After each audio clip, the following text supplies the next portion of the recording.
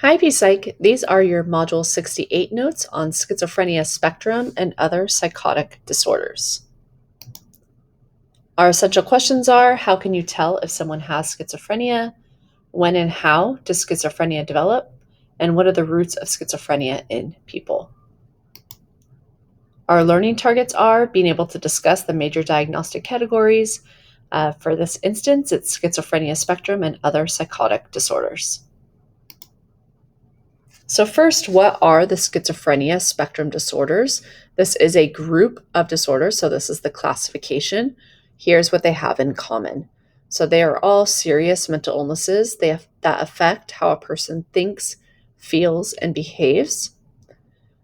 Frequently, people with these disorders often feel like they have lost touch with reality. That's where the psychosis or psychotic part comes in. That's a break from reality. These can cause significant distress for the individual and their family members and friends, and includes all of these disorders. So delusional disorder, brief psychotic disorder, schizophreniform disorder, schizophrenia, and schizoaffective disorder. We're going to focus in on schizophrenia, but I am going to give you some overall symptoms that may be shared amongst all of these. So first we need to understand the difference between what's called a positive symptom and a negative symptom. And I want you to think of this similar to how we talked about positive and negative, like reinforcement, or positive and negative punishment, where this isn't saying good symptoms or bad symptoms, but the addition of a symptom or the presence of a symptom, and then the absence of something is the negative. So I think we're going to subtract something, or a symptom will be reduced, or a behavior will be reduced. So I'd like you to explain the difference between a positive and negative symptom. So go ahead and write. So the key thing I want you to look for in your response is, with positive symptoms, again, we have the addition of something, and I'm going to give you lots of examples here shortly, whereas a negative symptom is the absence of a particular reaction, behavior, symptom. So we're going to be talking or looking at 5 key types of symptoms that someone might experience. So the first key feature or symptom are delusions. And if you remember nothing else from this slide, you want to remember that delusions are a belief. Okay? So delusions, here's our full definition. Delusions are fixed beliefs that are not amenable to change in light of conflicting evidence. So if I'm someone with schizophrenia and I have a certain belief, even if you give me tons of evidence that proves that I am not who I say I am, or this certain thing is not true, I still will not believe it. Okay. In general, delusions fall under one of these categories of themes. You do not necessarily have to have all of these written down, but I wanted you to have an idea. Okay. The most frequently we hear are the persecutory, there we go, delusions. This is a belief that the person is going to be harmed or harassed by an individual, an organization, or other group. Another really common one is grandiose delusions. That's where a person believes that he or she has exceptional abilities, wealth, or fame. There are others, so referential, the belief that certain gestures, comments, environmental cues are directed at that person. Manic delusions are the person believes falsely that another person is in love with him or her. And then nihilistic is the conviction that a major catastrophe will occur. And if you write down any of them, I would write down persecutory and grandiose delusions. Those are going to be the most common. So the next key feature are hallucinations. And these are perception-like experiences that occur without any sort of external stimulus. Okay. They are valid and clear with the full force and impact of normal perceptions and not under voluntary control. We also need to understand that they can occur in any sensory modality. So, what this all means, like for me, when I read this, it's not super clear. This is where someone might see something, hear something, smell something, taste something, feel something that's not actually there. There's no sensation coming into the brain that would make the person perceive what it is they're perceiving. Okay, so there's no sound, yet a person hears voices.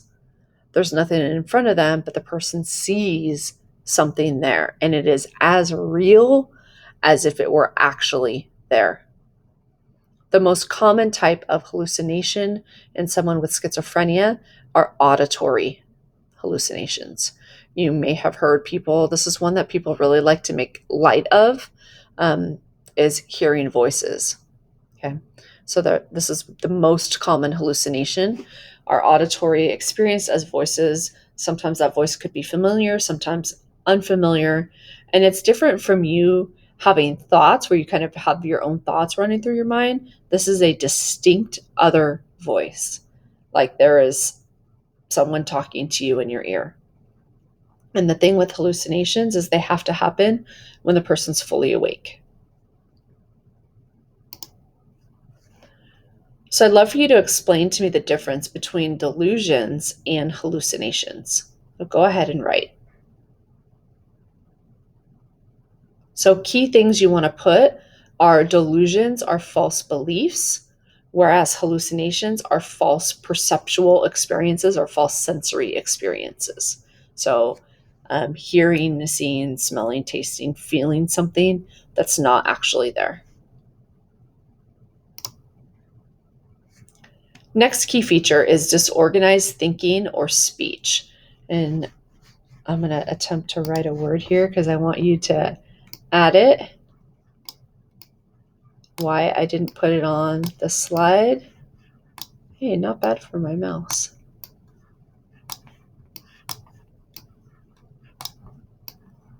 So again, I want to make sure you write this one down. Okay. So word salad. So disorganized thinking or speech is really where the person is like jumping from one topic for another. It might be really hard to follow what the person is even talking about. Think about it as a whole lot of jumbled words. Okay. And that whole bunch of jumbled words that make no sense to an outsider, that's called word salad. So think of a big salad where you have all kinds of different veggies, all kinds of different lettuces and things in it. That's like someone's words. It's like a whole big mix of who knows what. Okay. Sometimes this disorganized thinking and the way we hear it is through their speech is so severe that it's incomprehensible. Like you cannot make any sense of what the person is saying, therefore thinking. Let me erase this. Then we're almost done. We have this one and then one more. So next are grossly disorganized or abnormal motor behavior. So first, grossly disorganized behavior could look like several different things. So one is a person kind of acts like outside of their age, like acting really childlike, silly, to just being really overly irritable that like it just comes out of nowhere. Um, and the problems can be noted in any form of goal-directed behavior that could lead to difficulties in that person living on their own. Another example of this is catatonic behavior. If someone is catatonic, it's like no reaction to the outside environment. So the person just kind of staring off. There could be loud sounds around them, people trying to talk to them, and they're not responding. And then finally are our negative symptoms. So the two most common negative symptoms are a diminished emotional expression and avolition. So with diminished emotional expression, this is where a person like if we're looking at their face, when someone is typically happy in the US, we see this smile. Or when they're sad, we see tears, we see a frown. Um, Someone with these negative symptoms doesn't display any of those expressions of emotion. And avolition is a decrease in self initiating purposeful activities. They might just sit for long periods of time. They show little interest in participating in any sort of work or social activities. So notice both of these are a reduction or a decrease. That's how we know they're negative symptoms. Whereas all of the other features that we've talked about are all positive because it's adding something in. So let's talk about all of those things apply to schizophrenia, but let's just clarify a little bit about schizophrenia specifically. So this is where a person has two or more of those five things, each present for a significant part of time during a 1 month period. Okay. And at least one of these must be either delusions, hallucinations, or disorganized speech. So two or more. So at least A, B, or C, plus maybe someone has delusions and hallucinations. Maybe they have hallucinations and disorganized or catatonic behavior. Maybe they have delusions and the negative symptoms. So you can see there are multiple combinations of symptoms that someone may experience. So let's look at what might be the contributing factors of schizophrenia. First are brain abnormalities, and a big one, shows up on the test often, is an excess of dopamine or dopamine overactivity. When we look at the brains of people with schizophrenia, we do see more receptors for dopamine, for the neurotransmitter dopamine, than we do in people that do not have schizophrenia. And the belief is that that excess of dopamine may help to create those positive symptoms like hallucinations or delusions like paranoia. Okay, that it's an overproduction of dopamine. Researchers are also looking at the neurotransmitter glutamate. Remember, that's a major antagonist. And we can look at, if we do things like PET scans or fMRIs, we can actually see differences in brain activity. So compared with someone without schizophrenia, someone with schizophrenia has lower brain activity in the frontal lobes, but has increased activity in several main areas while they are actively hallucinating. We also see increased activity in the amygdala, as well as larger fluid-filled areas in the brain, which you can see here. So let me show you this image since I just talked about the fluid-filled areas. If you see where my mouse is right now, let's try this. There we go. New tools. So here are these fluid-filled areas. This is someone without schizophrenia. These are identical twins. And look at these same areas in their twin who does have schizophrenia. So we see these larger fluid-filled areas.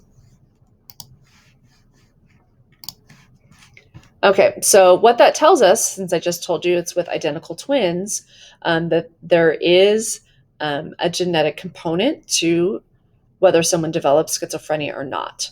For someone without a genetic history, kind of the normal odds of developing schizophrenia is it affects about 1 in every 100 people. If someone has a parent or sibling who's afflicted, their odds increase to 1 in 10. In twins, if they shared the same placenta, the odds increase to 6 in 10. If they had different placentas, it's the same as a parent or sibling. Okay.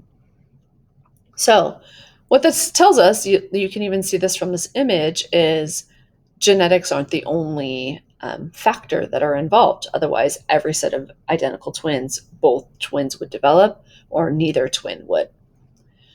We've also seen some correlations with the age of the father, that the older the father is at the time of conception, the higher likelihood of schizophrenia. And they think that might be due to mutation of genes, that as the father ages, the genes in their sperm may be more prone to mutation. But again, just because you're predisposed, if you have a history, doesn't mean automatically that you'll develop the disorder.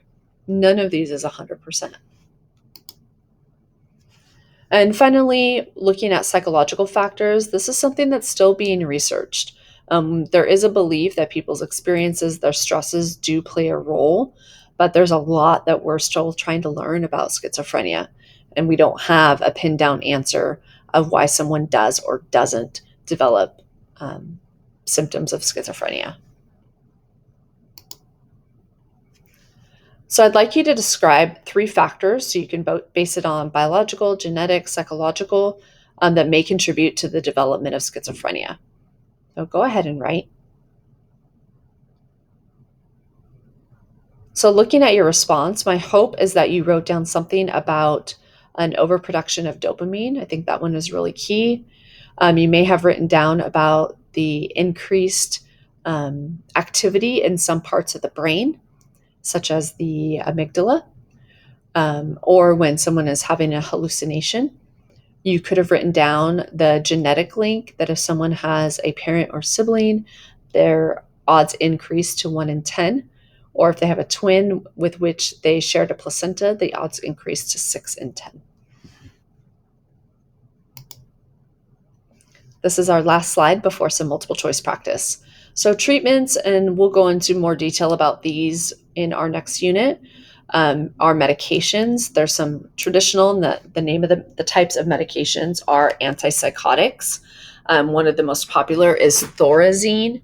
And the way that that works is it's a dopamine antagonist, meaning it blocks dopamine. One of the downfalls of that type of medication is a side effect called tardive dyskinesia, which is involuntary lip smacking and odd facial contortions that the person does not have control over. Another type of medications are antipsychotics that are second generation that affect both dopamine and serotonin receptors. Sometimes ECT is used when they're medication resistant. It does have a short-lived reduction of symptoms, but not a long-term reduction. So I believe I have 4 multiple choice questions for you. So first, number 1, believing that aliens are trying to steal her thoughts, Shauna wears a special hat that she designed. Her beliefs represent what? Go ahead and select your choice. So the correct answer is C, delusions. Number 2, a person with schizophrenia who's experiencing negative symptoms is likely to demonstrate what? Please select your answer. The correct choice is E, social withdrawal. Notice with the other ones, there's an addition of a symptom, where withdrawing indicates a reduction of something. Number 3, Amanda has been diagnosed with schizophrenia.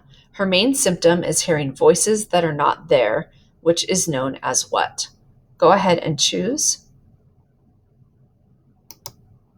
And the correct answer is A, hallucinations. And finally, number 4, brain scans of people with schizophrenia show what? Go ahead and choose. The correct answer, hey, I like that, is C, abnormal activity in multiple brain areas. Notice that all of the rest is actually the opposite of what it says. So for A, it's actually abnormally low brain activity in the frontal lobes, a decrease in brain waves that reflect synchronized neural firing, decreased activity in the amygdala, and then an increase of dopamine receptors.